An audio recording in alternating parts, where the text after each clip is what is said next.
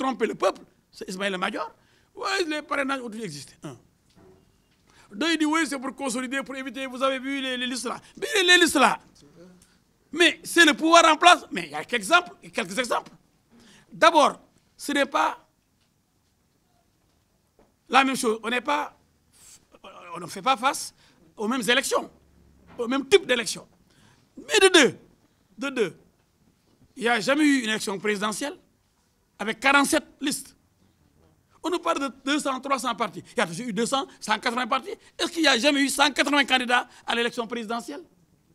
Autre mensonge. Mais le plus grave mensonge, prémédité, celui-là.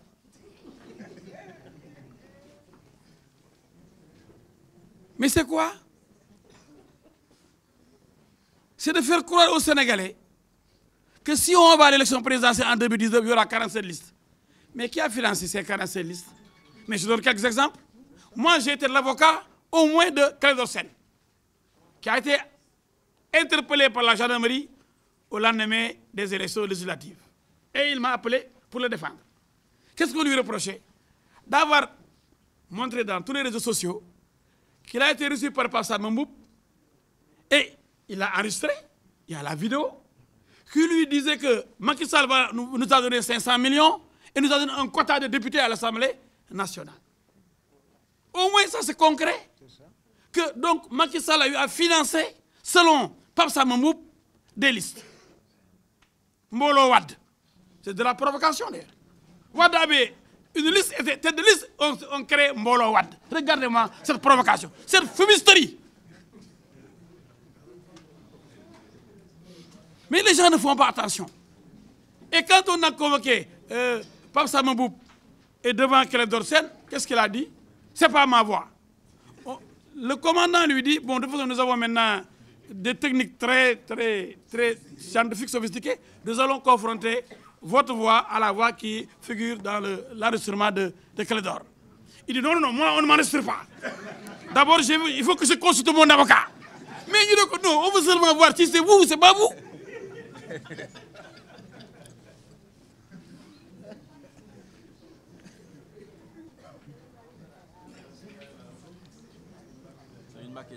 Oui, donc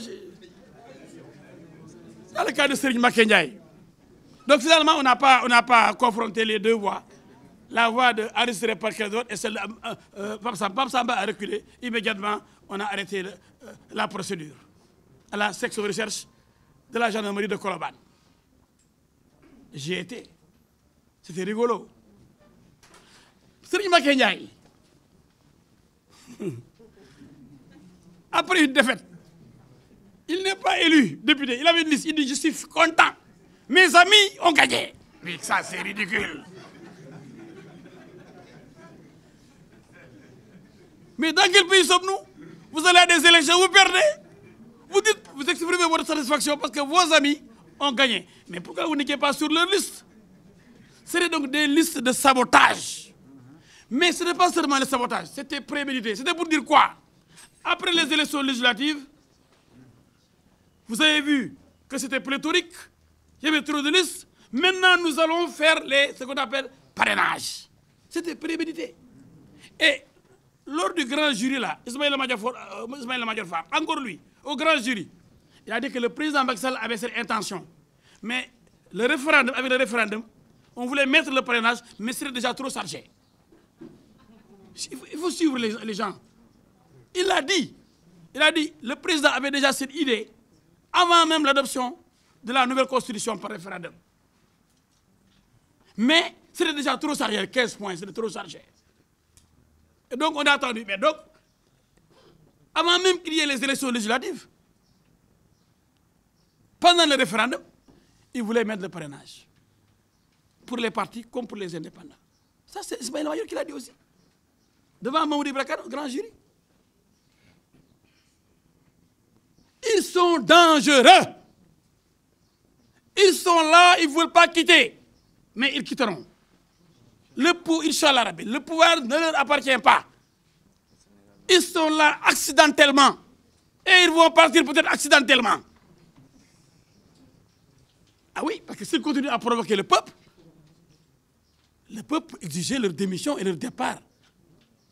Mais vous avez vu le départ de Lula, le départ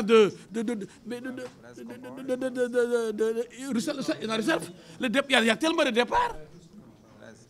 Blaise Compaoré et tant d'autres. Moi, je pense que mon ami Macky Sall n'osera pas présenter son projet de loi, qu'il va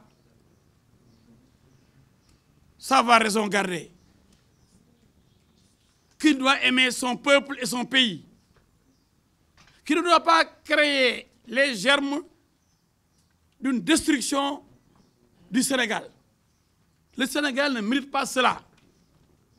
J'interpelle publiquement le président Macky Sall et son pouvoir. Le Sénégal aime la paix. Le Sénégal veut la paix. Le Sénégal veut surtout le développement. Mais sans paix, point de développement. Le pouvoir seul en place peut garantir la paix dans ce pays.